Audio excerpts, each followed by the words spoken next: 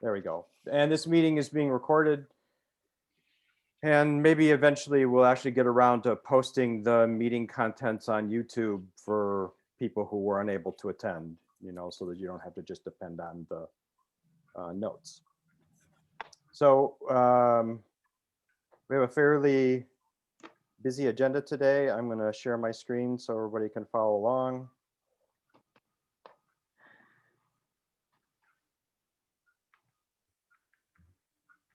All right, can everybody see Coalition of Asheville Neighborhoods board meeting? Yes. All right, so we're gonna get rolling and we're gonna start with Helen and seeking approval on the last minutes. Can I get a motion to approve the last minutes, please? I so move. Oh, I so move. And a second? Second. Thank you. We'll vote, and if can we all vote, please, in favor to approve the minutes? Aye. Aye. Aye. Aye. The minutes are approved. The minutes are approved. Any opposed? Any opposed? Nope. Okay, thanks. Thanks, Helen. Now we're gonna move on to the treasurer report. And uh-oh. Well, the PNC bank account is 2366 and 32 cents. There are no pending transactions since January 28th. The PayPal available balance is 1234.78. The transactions in the PayPal account since January include a payment to Zoom Video Communications for $149.90, recurring payment from Kamabashi at $5, a payment from Sharon Sumrall for $100, recurring payment from David Rogers for $25, and a payment from Helen Hyatt for $25. Also, notes, all 2020 donors to CAN have been acknowledged by email on January 31st, and IRS Form 990 e-postcard was filed on February 6th. Any questions? Joe, Alan Eskovitz. Yes, sir. Did you receive a payment of $250 from, I'm sorry, $50 from the Grove Park Neighborhood Association? Because we approved that in the January meeting. Was that PayPal No, it deposit? should have been a direct check, I believe. Was it mailed to our post office box? I think so. I'll have to check with our treasurer, but that was approved by our board. I've checked the post office box and I haven't seen it. Oh, okay. I'll follow up at our next meeting. Okay, thank you. Thanks. Any other questions for Joe?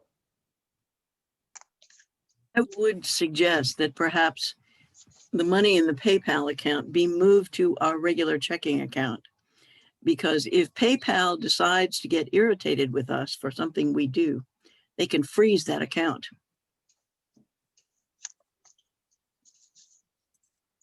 I won't use PayPal for that very reason. Now, I'll mail a check to Ken here in the next day or so, but I will not use PayPal for that reason. But I kind of agree that with that much money in PayPal, we ought to get that in the checking account.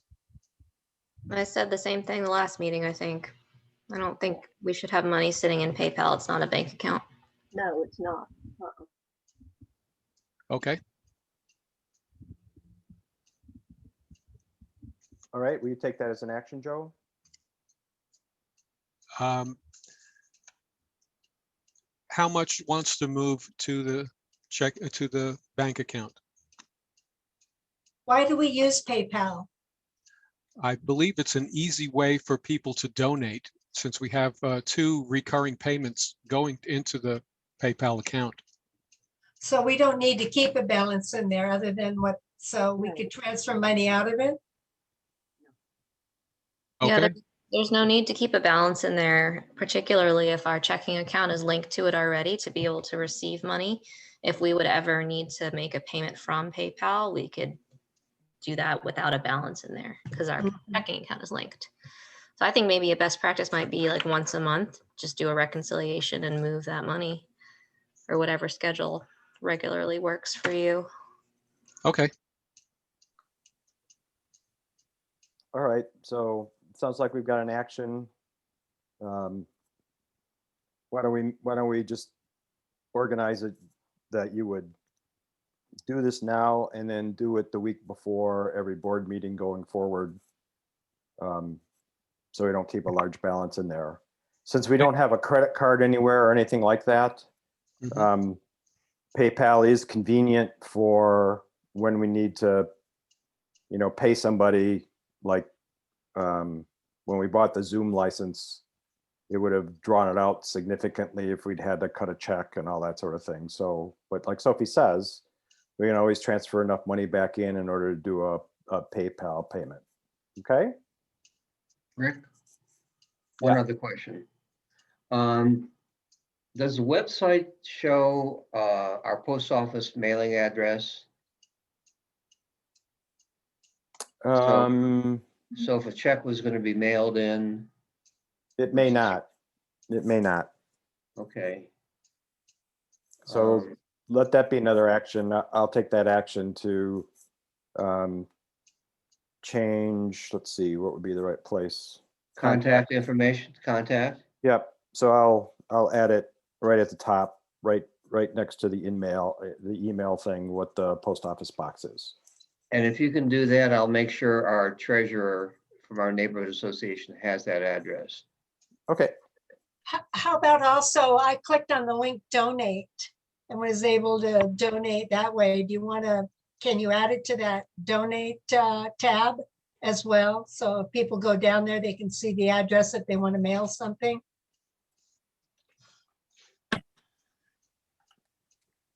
Yeah. Yeah. Yeah. We can put it there as well. Okay, Great. Good suggestions. Thank you so much. thanks. Okay, we're going to keep going. So I'm on the hook for this one. Are you guys seeing this okay? Or are you seeing a blank screen? Well, it says draft for discussion, but then it's blank. Oh, there we go. There it is. No, it is. Yeah. Oh, it's weird. There it is. Okay, so this was going to be on last month's topic, but I was off getting my first COVID shot at the time. That's why I was not in attendance. And this comes out of discussion amongst the EC and others about when we're doing something at the approval of the board, what do we expect of board members? So I didn't plan to read it, but in essence, if the board approves action on something, like the board has, almost with unlimited guidance to the, no guidance to the EC, has given us direction to deal with development projects that are causing problems, or deal with the city if we're having some difficulty with live public input. And when we say to the board, we want to get this message out, we write a letter to the world or something like that, there's an expectation that you guys are on the board because you want CAN to be successful. And that one of the ways that CAN is successful is we represent hundreds and hundreds of people because we represent, through you, all the people in your association. Now, in probably all cases, me inclusive, I'm the president of my association, but I still have to go to my board to get approval to post something to our email address and our list and that sort of thing. So I don't always have the final say, and I'm sure that's the case with most of you as well. But the expectation is, if we're doing a communication to try to rally public support, that as board members, you're taking action on that effort.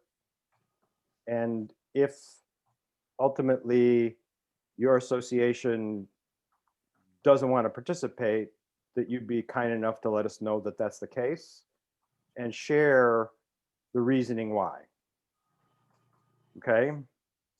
So at this point, I'd just like to open it temporarily for some conversation and feedback. And based on the tone of that feedback, then I'd like to, if we're in favor, I'd like to add this officially to the responsibility of the board members, which would require a motion and a discussion and a vote. So I'd love to hear from anybody who thinks this is not appropriate or has some question or other concerns. Alan. Alan? Yeah, I discussed this with our president and with our board in January. And there were some concerns raised, and that was primarily due, and you're providing that exception of notifying CAN if the neighborhood board is not supportive, I think should be included in there. I think, or is it? Yeah, item 3. Oh, yes, okay. And the reason that we had concerns is there may be times that our neighborhood association board is not in support of a CAN position. And we feel that it may stifle our neighborhood's position on something if we had to put out a CAN position also to the neighborhood. And the feeling was that we shouldn't be amplifying a CAN position when our neighborhood is not in support or is not consistent with the thinking of our board. So I just wanted to share that with you and let you know that there may be times that an issue may come up that CAN is asking us to promote that may not be consistent with our board's position. Okay. Okay. I think there's 2 cases here, everybody. One is when the board is given the EC broad direction to work a problem.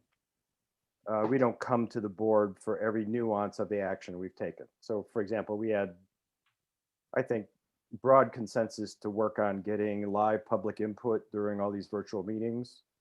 And as we went through that process and got feedback from the city, we took the appropriate actions we thought we could take to get things done.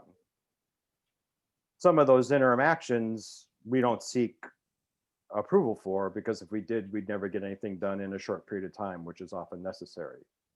So when we're putting out messages and copying the board, I mean, I think that's a good time if any of the board members see that they don't think their neighborhood is going to support that, then just give us feedback that it's not going to go any further. When we go to tackle a problem that we bring before the board, you know, a new action or a major topic that we need, perhaps board members should ask for enough time to check with their association's board to see if they support it, so that they can vote appropriately for whether to continue or not. Mhm. Would that make sense to you guys? Yes. Yes. Okay. Now, y'all know that sometimes there's something hitting the fan fast in lovely Asheville and we have to act pretty quickly. Mhm. So I think the way our bylaws are written is we can ask for that consensus via email, and I can follow up with text messages to remind people that we've got something quick to act on, and we can do email ballot. I don't like to do that, and it doesn't happen that way all the time, but if that's the case, that's another route for us to get to the board and to get a vote of for or against, because ultimately if we're taking an action on something and the majority of the neighborhoods supported by the board are not in support, well, then the EC is off doing work that's not really what you want us to do. Is that fair? Rick, Yep. this comes across to me as a loyalty oath. And for a volunteer organization, I find that to be a little outrageous. I thought loyalty oaths went away with McCarthyism back in the 50s. I don't really know how to reply to that, Debbie. It's simply asking for feedback on whether actions that CAN is taking are supported by your neighborhood. Why is that a loyalty oath? Well, in reading all the documents listed under this subject matter, it is as though you are some sort of you have to go along with whatever CAN decides. And I think that's not right. I don't think that's what this is saying at all. It's to communicate or it's for individual neighborhoods to communicate one way or another if they support something that CAN is putting their energy behind. And if they don't, just let us know. I see it also as essentially requesting that board members pass on information in a timely manner to their neighborhood. So that's what I primarily take away from this, is that something that needs action is not being sat on by a board member, and it's instead forwarded. And if the board member is routinely not doing that, then maybe they should find somebody else that can represent their neighborhood and pass on that information. Mhm. Any other thoughts from anybody? Because I think the best way for us to move forward on this is ultimately to do a motion to accept these and then let everybody come on record with their votes.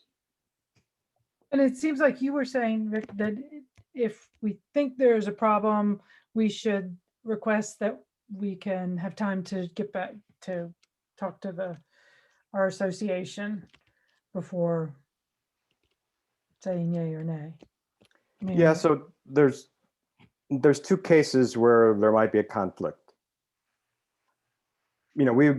Patrick, for example, will bring a topic to the board to get approval in this board meeting today. And, we'll take a vote on approving the action, or we'll send him back to do some more work or whatever the case is.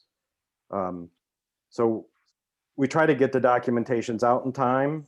I'm not sure we're doing a great job of that, but the objective of getting the documents out in time, ahead of time, to the board members is that you can look at them and have an opinion, and you can decide whether you need to take that back to leaders of your association in order to support it, right? And so if you haven't had enough time and you don't feel like you can proceed, then in the discussion around anything, you should ask for time.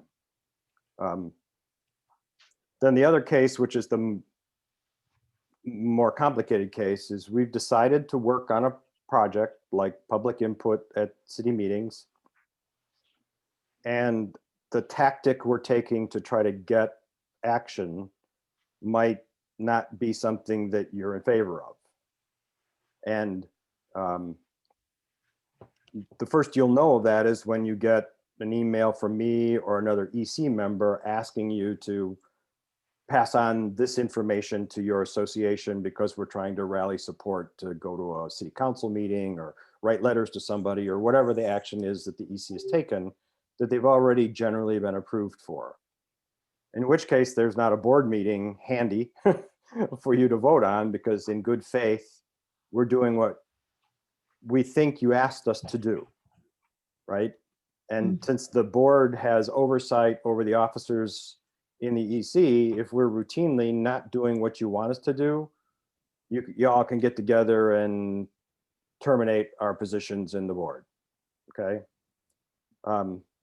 So in that case, let's say I'm asking you to do something.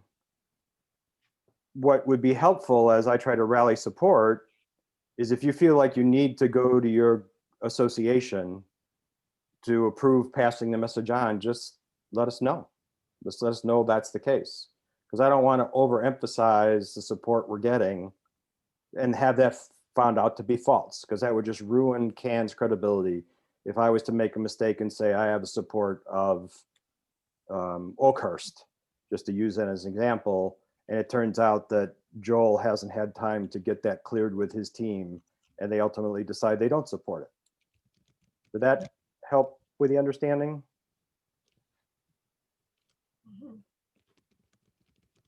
I Okay. can say, Rick, from having been president for years and years and years of CAN, that it's sometimes very hard to get the information back in a timely manner when you're dealing with as many neighborhoods as we deal with. And it's imperative that if CAN is going to speak out at a council or planning and zoning, whatever it is, meeting, that we have passed this along to our membership. It's imperative that we get some sort of feedback, whether it's yay, nay, or we don't care. And it's very hard to do. I've been in that position, and sometimes it might be, well, we're not meeting for 6 months. Well, we can't wait for 6 months. So in that respect, I see exactly where you're coming from. And I think the clarification helped me understand this better. Thank you. Yeah. Well, one other thing, you know, those of us who are doing this work, we know what a lot of things that maybe we forget to tell you. We have a member list that email goes out to that's 160 people long. Those will often be people in your neighborhoods who have previously signed up and said, you know, I'm a member in good standing from neighborhood X from 4 years ago. So even when you don't decide, when you decide not to forward a position that CAN is taking, that doesn't mean that some members in your neighborhood are unaware of that. Okay, so sometimes I get feedback from the people who are on that list that they hadn't heard from their association, and I don't say anything. I don't reply to those emails, right? Because that's your association's right to do what you see fit. Just, we would be more effective if we knew for that particular set of actions and for the future on whether we are somehow routinely deviating from the goal of your neighborhood.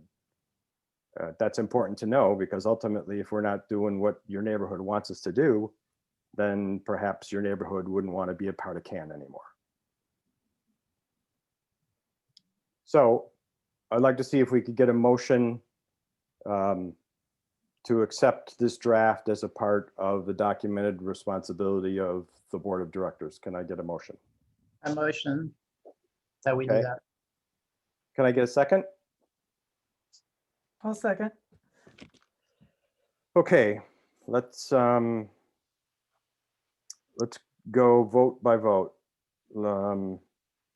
Barber, Aye.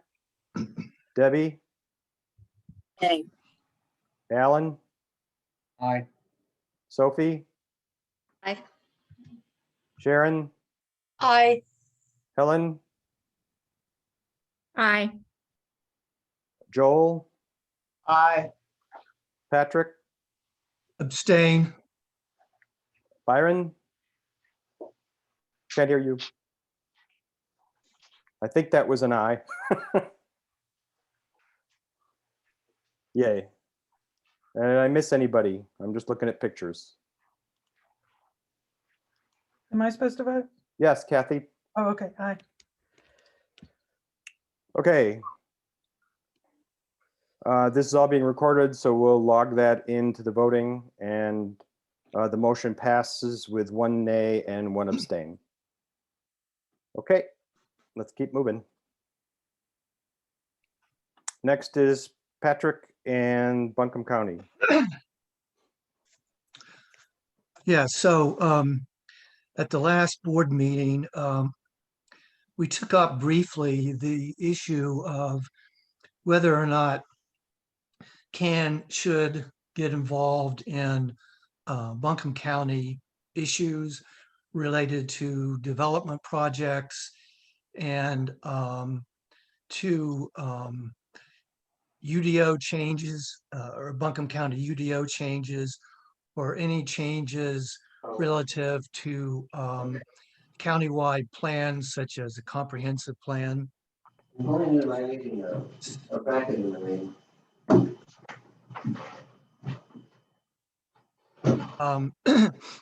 And because it was a complex project and I was the presiding officer at the last board meeting, I volunteered to put together a Buncombe County engagement proposal, which you all, I hope, have seen and read, which includes a background of the issue and 4 different options for the board to consider.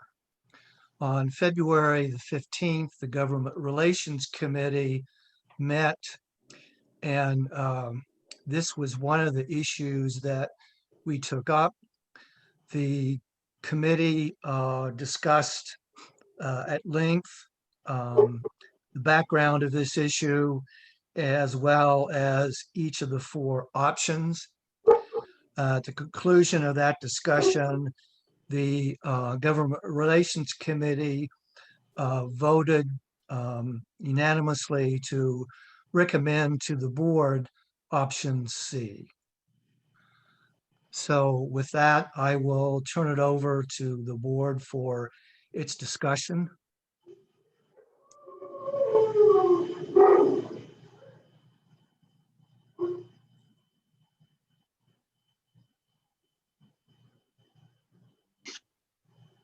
Anybody with feedback?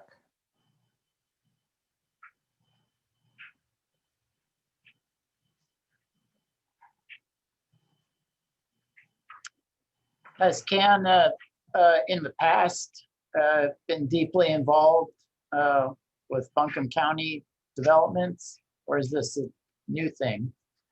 No, it's not new. In the past, we have helped different neighborhoods. Now, the only thing with option C, I thought we included in that, Patrick, that I took the responsibility if they start messing with their planning code, which they don't call it the UDO, but whatever they call it, that we would want a seat at the table because we all live in Buncombe County. We all pay taxes in Buncombe County, and what they do with that as far as neighborhoods that abut, especially city neighborhoods, can sometimes not be exactly good. But I thought at that meeting, maybe I'm wrong, if somebody speak up, that we agreed that once they start working on it, that I will make contact with the county commissioners and let them know that we want a seat at that table, because I don't believe the city or the county should sit down without Coalition of Asheville Neighborhoods being represented. So you are correct, Barbara. You did make that comment, but I believe it was Alan and maybe others who also suggested that before we take that kind of step, that should consider approaching some neighborhood associations in Buncombe County, asking them to join CAN, so that when we do approach county government officials or county staff about having a seat at the table, that we can demonstrate that we do represent some neighborhoods in Buncombe County, which would give us more validity for having that seat at the table. Thank you, Patrick. I'm glad you refreshed my memory, and I don't have a problem with that. I just don't want it to get thrown away or get overlooked because the way we're growing here, and that may come to a halt, who knows? But the way we're growing, I think we certainly can't take on the whole county. But if I know that there's been several of the county neighborhoods that have expressed interest in joining CAN, in attending CAN's meetings, and being interested in joining us. So we can't, we gotta remember that. Thank you. Rick? Ellen? Patrick's recall is exactly correct. I brought up a couple issues. One being probably very obvious that right now we don't have a lot of bandwidth to take on a lot of issues. We have to be prioritizing, and certainly I know that the county is part of our bylaws, and so we can't ignore them, especially if it's a community that is adjacent to the city of Asheville that may impact Asheville itself. And the fact that I'm not sure to what degree many members of the county commission, especially those that are outside the city of Asheville, are aware of CAN. And one thing we need to do, and bringing community members who reside in localities that are outside the city to the CAN table would help in our argument with communities that are not within the city. That would also buttress our argument with the county commission.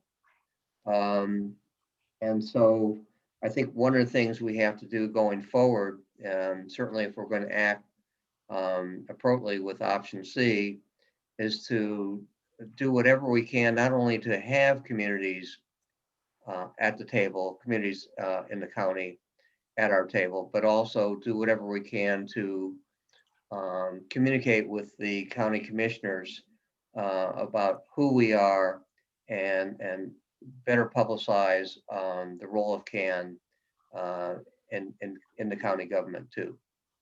So that's all I have to say. Okay. Any other comments or feedback?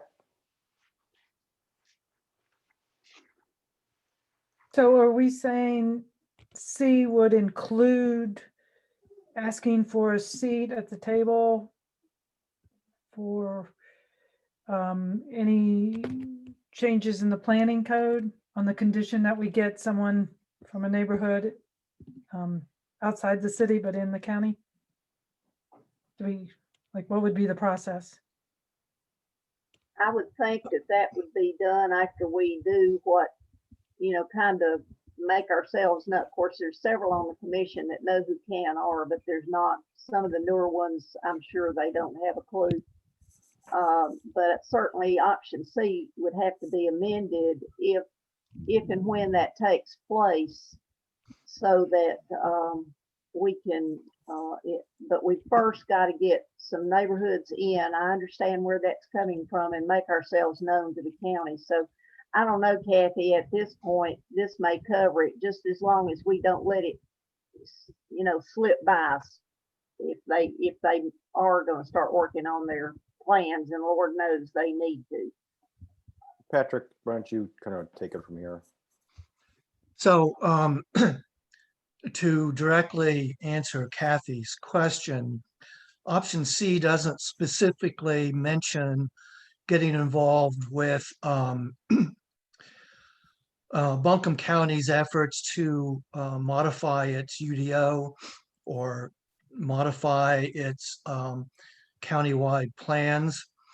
But if we go that route, that most likely would fall to the Government Relations Committee to do that, because the Government Relations Committee is currently engaged with the city of Asheville on UDO changes. So if the board would prefer I can specifically amend for the record, for the board's consideration, that specific language in option C, so that it's clear to everyone the breadth of what we are proposing in option C.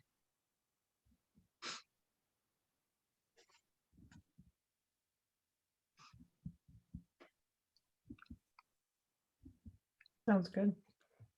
Sharon, did you? Yeah, sorry, I was muted. I agree with that, Patrick. I think it I should be, agree, Patrick. Yeah. And the reason that I'm suggesting that, not only because of the precedent that involves the government relations committee, is the fact that the Committee on Development Advocacy is just too stretched too thin, dealing with various development issues in the city of Asheville, whether it's residential developments or things like the hotel developments, et cetera, to really take on involvement with Buncombe County on issues related to any ordinance changes or any comprehensive plan changes. And it's gonna overlap, Patrick, between the two, no matter what we do, but I agree with you. That would be a better fit, is the government relations for the time being anyway, because I'm on both committees. And there's no way that they're not both gonna overlap at some point in time, but I agree with you. Are you looking for a motion here, Patrick, or how do you want to handle it? Well, yeah, since you're the presiding officer, you should ask for a motion and a second. I'm looking for a motion to approve option C with the recorded modifications that you all have voted for. Can I get a motion? So moved. Second, Second from Alan. Okay, let us vote. Debbie, Yes. Joel, Yes. Byron, Yes. Alan, yes, Barbara, Yes. Sharon, yes. Kathy, Yes. Sophie, Yes. Helen, Yes.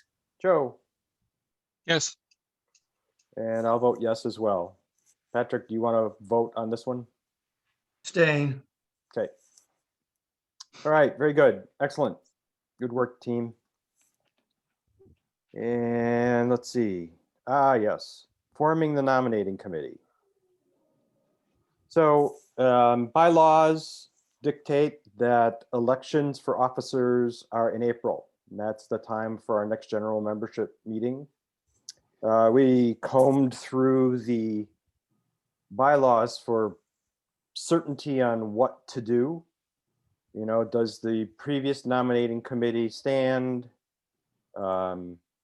Should the board create and nominate a new committee? That was all a little bit vague. And so I wanted just to introduce the fact that we need a nominating committee, and then to talk about some rules and responsibilities based on my experience of the previous year. And this document you see is also to help you remember some of the rules and the bylaws. So, Sharon? I'm sorry, don't we already have a committee?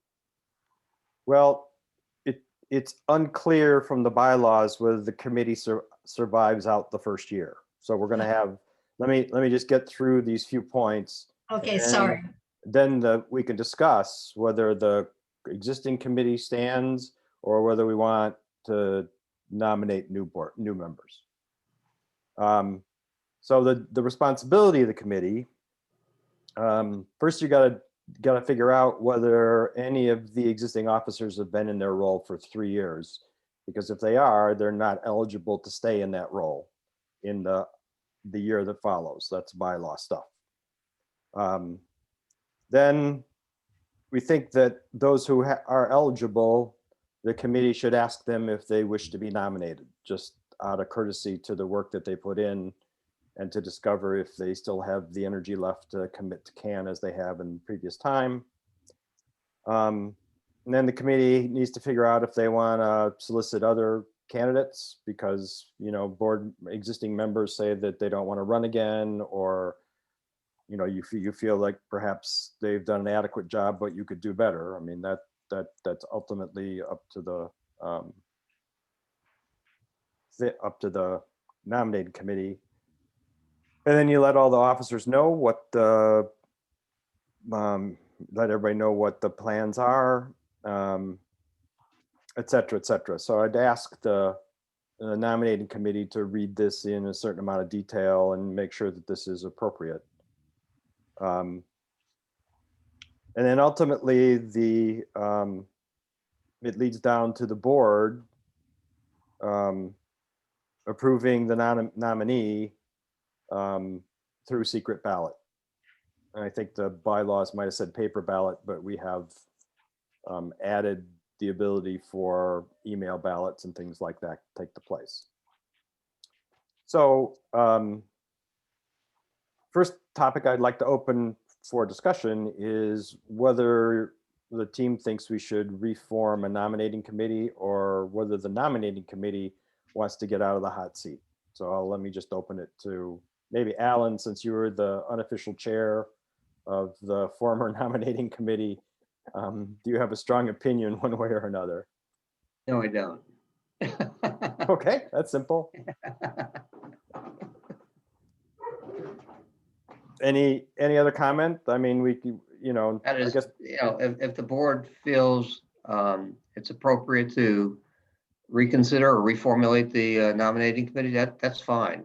If they want to go ahead with I think there's one member from Joel was on the nominating committee as well as Reb. And I'm not sure how active Reb is at this point in time. So we'd have to include another member of the board. right, because Reb's not a board member anymore. You know, Correct. he's a at-large member, which doesn't make him a board member. Correct. Sharon? Do we have to have 5? I know you guys are a stickler on the rules. I mean, and these are called from the board, right? This is where these people come from, is solely from the board? So last year's nominating committee was 3, 3. and there's 5 officers that they're nominating for. That's where the 5 comes from. President, I vice see. president, vice president, secretary, and treasurer. I see. So there's only 3. Well, I mean, if,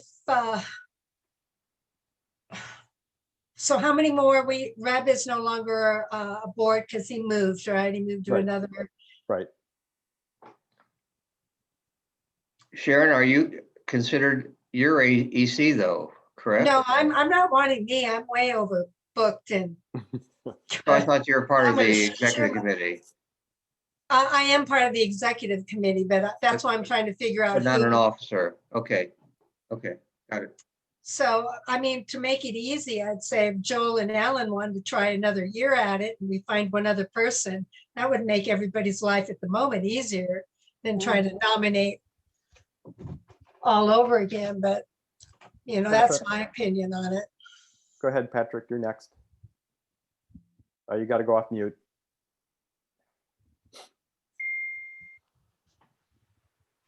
Still on mute, Patrick. Now? There you go. All right, sorry. Point of clarification, to Alan's question, Sharon is a member of the executive committee by virtue of the fact that she is a at-large member to the EC, but she's also a board member representing East End Valley.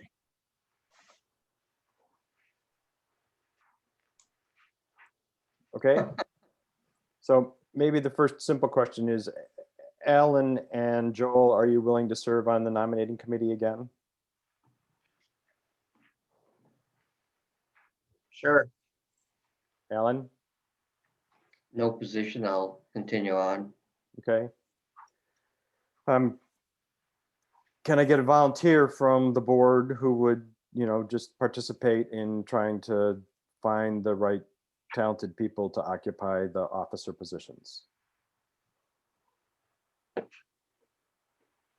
I don't think it'll be that difficult this year because the first thing we'll do is check with all the board members.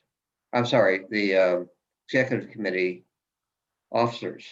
Let me rephrase that. Check with the officers, see if they're willing to serve another term. None of them have served 3.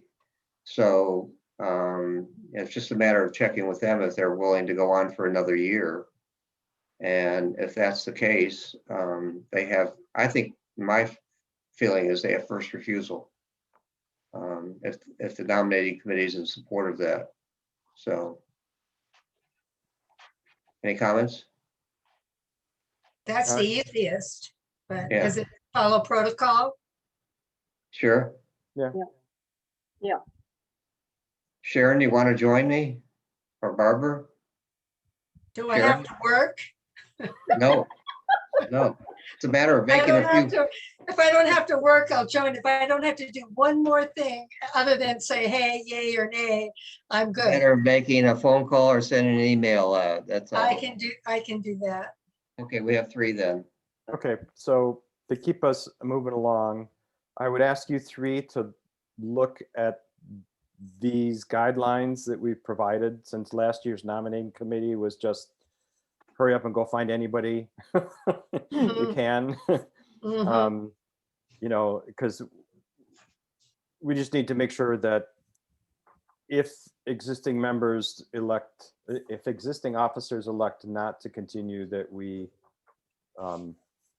nominate candidates who have actual time to perform their duties and the right skills and stuff like that. So if you guys could look this over, and at the next board meeting, because we have one board meeting between now and the general membership meeting in April, we could just finalize this, and you can certainly approach the existing EC members at whatever speed you see fit. And we'll take this up as a for sure agenda item at the top of the March board meeting, which gives us a month before the election to finalize it. Okay? Can I ask a question? What's the date of our April meeting again? Hold on a second. I have to go to my calendar. Sorry. I'm gone in April, so I forgot we had a general meeting. April 22nd. Okay, good. I'll be here. Thank you. Yep. Okay, let's keep going. Let's see what's next on the never-ending agenda. Yes. Discussion of homeless and panhandling plan. Back to Mr. Gilbert. So the executive committee received a number of emails from various sources, one including from Barbara Melton, over the issue of homelessness and panhandling. The executive committee at its last meeting had a very thorough and far-reaching discussion about what CAN should do in regards to these issues. And we went back and forth quite a bit on this.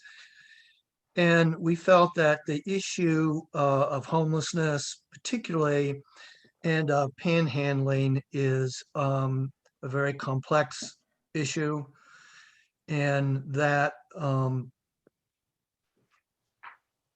CAN would best serve its members in putting together a meeting with various stakeholders involved in this issue, for them to present to us and to have a thorough discussion. So we have a very informed background on which to decide whether or not we take these issues in a specific direction. So the EC ultimately voted on a motion pursuant to the CAN's mission of educating and informing the community about matters that concern the Asheville area neighborhoods, that can hold a forum, a date to be determined for availability, with representatives from both sides of the homeless panhandling issue as a way to help educate neighborhoods and neighborhood leaders. Said representatives would be, but not limited to, Captain Mike Lamb, head of the APD's Community Engagement Unit, a representative from Homeward Bound, a representative from the City of Asheville Homeless Initiative Advisory Committee. And then I think it wasn't part of the motion, but someone also, I think, suggested having Brenda Mills and her department involved in this as well. The EC approved that motion, and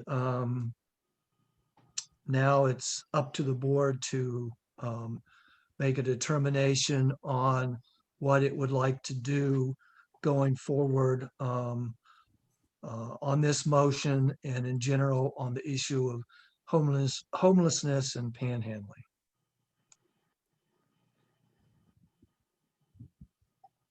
I think this is a great idea. We haven't had anything educational wise in a while, and something's got to give. As Patrick knows, we had a group come out that is and picked up trash last week from where you turn off Tunnel Road into Hall Creek there across from Redwood Forest only to the first steep curve, which is about 400 to 500 feet. They picked up 549 pounds of trash because the homeless have been camping out down on in the bank there in the creek. We have the same situation over at Target. I was over there yesterday, looked across the bank as you're coming out of Target. If you look over the bank there, where right before you get on the bridge, you will see there's probably another 549 pounds of trash down there too. Something has got to give. And I think I will cancel my own funeral to show up at that forum because I got lots of questions. Debbie.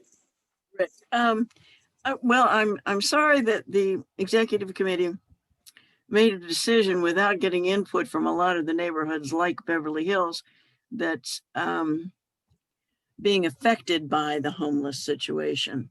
We have been held hostage for the last year. And my concern about this forum is that it represents all the groups that want to hug the homeless, all the groups that want to make nice. And I'm tired of making nice. It is a horrible situation. And there are camps all along the Swananoa River. And that is the jurisdiction of DOT. I'm writing emails and talking to the folks at DOT. And of course, the problem right now is that CDC has determined that no one in authority should bust up homeless camps because that can spread COVID. My feeling is if COVID exists in those homeless camps, if it existed, they probably would all be dead by now, but they're not dead, they're thriving. So I think the pharmaceutical companies ought to take a look at the homeless as far as their ability to fend off COVID. But I think that we have a serious problem. And if it is allowed to continue, the tourists will learn and disappear. And those people who want to buy a retirement home here or a second home will take off to the hinterlands. This is a terrible problem. But you made a decision without hearing from the neighborhoods. Let me correct the situation, Debbie. We made a decision and we're putting it before the board. And you may vote or create a motion any way you want, okay? That's how this works. Byron? Yes, I would like to suggest an addition to this very good list. The folks at Homeward Bound are remarkable and they do really good work, but it might be helpful for us to have a representative from Beloved, which is sometimes called Beloved House. That's Amy Cantrell, because she really is on the ground doing this work, and that might be very helpful for us in this forum. Okay, And great. I'd be happy to contact them if you would like for me to. I agree with that, Byron, and I suggested that to the EC as well. Okay. Is there a way to have a representative from maybe some groups that have had problems with the homeless? I mean, would that be appropriate? Well, I That'd be assume about that any neighborhood in Asheville. yeah, I mean, this will be a broad invitation and there'll be, a fairly long period for Q&A and feedback from the community. Are you maybe suggesting, Kathy, that we seek volunteers who'd like to summarize the situation as presenters? Is that an appropriate I approach? guess kind of, or just so there'd be like somebody on the panel that would give the concerns, that would, I don't know, have similar footing. I'm just throwing that out there based on what has been said. Patrick, I see your head going up and down. Does that imply a modification? Yeah, I mean, the motion says would include but not limited to. So the board can add anyone they want to this list, assuming that the board ultimately votes to support this motion that the EC has voted on and is brought to the board. So, we can add whomever we want. The board can add whomever it wants. Other feedback from anybody? Oh, and I might also point out that in the report that I drafted on the homeless and panhandling, the Hall Creek, I think it was the Hall Creek Community Association had Mike Lamb at a special meeting. And of course, the board asked Captain Lamb a lot of questions related to APD's role in dealing with the homeless and panhandling. And I took notes on what he said, and I included those notes in my report on the issue, which the board, I hope, has seen and read. Okay, anybody else?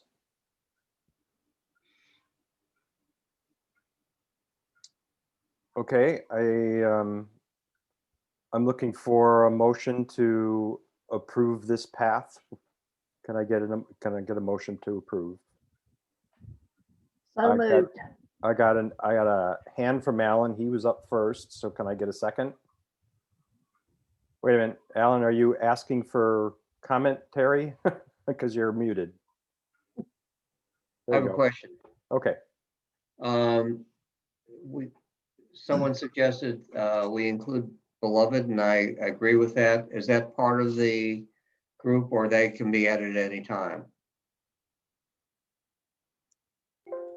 I think they can be added at any time. We're just voting to move forward with this Okay, forum.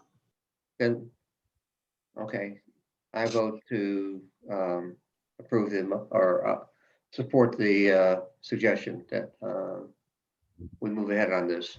okay. So I'm gonna go down the roster again. Debbie,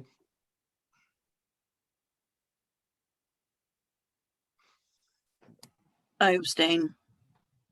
Joel, Yes. Byron? You're muted, Byron. Aye. Aye, great. Alan, you're already an aye. Barbara, Aye. Sharon, Bye. Kathy? Aye. I'll vote aye. Patrick, Abstain. Sophie, Aye. Helen, Abstain. Joe. Aye. All right, the ayes have it with a handful of abstains. Okie dokie. Moving right along. I give you all a very brief update on noise ordinance. And there's a presentation that's posted on the general membership so people can read in detail if they want to. Basically, where the noise ordinance leader team is at is we had the opportunity to see if we could establish a partnership with the Asheville music professionals so that two voices would be stronger than one. And we spent the better part of 3 weeks trying to find common ground, which we did on the majority of improvements to the ordinance that is now out by the city. And that will all culminate in a meeting on Friday where hopefully, if we've all done our jobs properly, the couple of places where we don't agree will be illustrated to the city and decisions will need to be made there. But key things like residential noise limits to be added to the ordinance, measurements to be taken on residential property when there's a noise complaint, and some form of a collaborative commission to oversee this mess when it goes into action, because it will be complicated.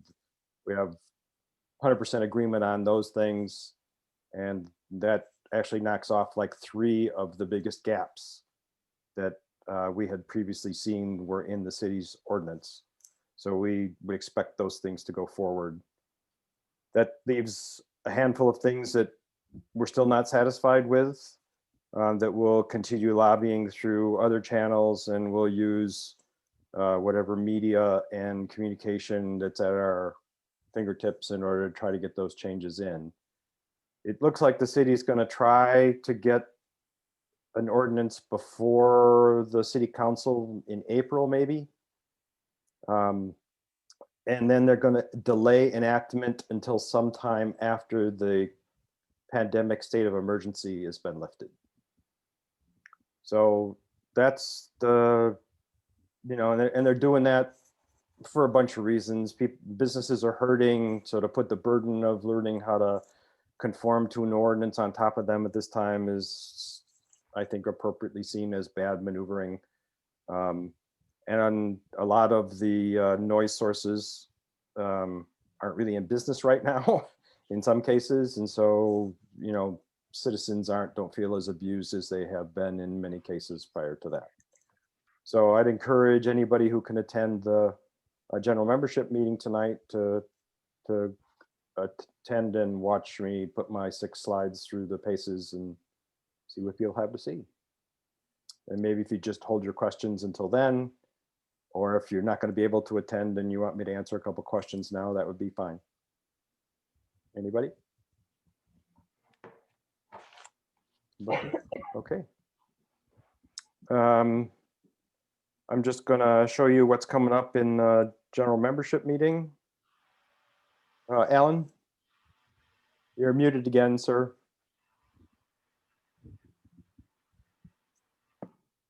I may have to jump off in about 5 or 10 minutes or so. I have a virtual appointment with my family doctor, but I have a quick comment and something for the board to consider, perhaps at its next meeting. And that is to consider, as Can used to do in the past, of combining the general membership meeting with the board meeting, and conduct board business at the beginning of the meeting, and then open it up as other boards and commissions do in the city, and city council does occasionally, and that's open it up for general discussion following the board meeting, but having everybody present at one time. So just to gather more efficiency in how we conduct our business. So I wanted to throw that out, perhaps for consideration or discussion at the next meeting. It's up to Okay. you how you want to have it. So noted. So tonight, we're going to talk about the new community engagement division. Captain Lamb can't make it, so he substituted a lieutenant in his place, so that'll still be on. Sharon's going to give a brief update on the development committee, Patrick on government relations, me on noise. Climate lobby representative is going to be pitching to talk about some legislation they're trying to get into United States Congress about that sort of thing. And then we'll have open questions for membership. So we've left a fair amount of time for membership to pitch in and ask questions on these topics or open new issues. I think we should have some fun. Hopefully there'll be time for some good debate. Okay. And last on our agenda is new business. And I know Sophie has something that she wanted to bring before the team. Yep. So in my professional life, I work on clean energy in Buncombe County, and I'm in the process with a big community steering committee of launching a Solarize campaign, which is a bulk purchase program for solar panels, residential and business. And I just wanted to get it on CAN's radar. And I think neighborhood outreach is going to be a really important piece of getting the word out about this. We anticipate seeing about a 20% savings reduction on a PV system for homes and businesses. So that launches officially in April, and I'm just starting to get the word out that it's coming. So I would appreciate CAN's support in helping get the word out to our neighbors. Thank you. Okay. We'll consider that possibly as a candidate for the next membership meeting in April. Maybe talk about that at our EC and look for confirmation from the board based on any other input they have for the next general membership meeting in April. Okay. Anybody got any other new business? Yes, I have one more thing that I wanted to share with the board, and that is that I will be going on maternity leave in May and June. So I will be a bit out of commission in May and June due to the birth of a new child. So congrats. Congratulations. Thank you very much. Congratulations. Thank you. So are you having a Gemini? I'm from the 60s, so I have to ask that. I don't know, the due date is May 10th, so you tell me. Yeah, right. Another Gemini. I'm surrounded by them. Congratulations. Thanks very much. No, Taurus. She's having a Taurus, May 10th. Oh, Taurus. Yeah, my first daughter Much better. is a Taurus as well. Yeah, way better. Confident and strong-willed, right? Oh yeah, and stubborn. And I got stubborn. That I is have my one. 1-year-old, right? All right. Any other new business? Brenda. That's okay. I get mixed up. They call her Brenda too, so it's no problem. I just wanted to take a few minutes. First of all, I want to applaud you on the great work that our Coalition of Asheville Neighborhoods is doing. It's hard work. It's a lot of work, volunteer work. So I just want to applaud you. I'm Brenda Mills, Neighborhood and Community Engagement Manager for the City of Asheville. And in a historic move, the city has provided funding to our services to provide an additional staff person. The gentleman on the video, Jeremy Lett, he is our new neighborhood services specialist. He will be supporting me in my part of my role, which is community-oriented problem solving. So one or the other of us will, join your meetings as often as we can, and we will be here to support neighborhoods in terms of liaison to neighborhoods, to the city in terms of problem solving and issues that may come up with neighborhoods. And so we see CAN as a really great partner in that. And I'd love for Jeremy to introduce himself, and then that's it for me. Welcome, Jeremy. Hey, I don't want to take up too much time, and I've learned a lot from this meeting. Congratulations, Sophie. Helen, good to see you. I know Helen from pickleball courts. And I've learned a lot. Look forward to working with you all in the future. Just good to meet all of you. Welcome aboard. Okay, last shot. Any other new business? Once, twice, sold. Thank you all. I hope to see many of your smiling faces at 5:30 and beyond in our general membership meeting today. So please attend if you can, and we'll be talking to everybody again tonight and then again in a month. All right. And of course, as always, if something comes up that the board needs action on, just get an email into the EC if we need to do an email vote or anything on anything that's urgent. That we're here. We're in the electronic world. All right.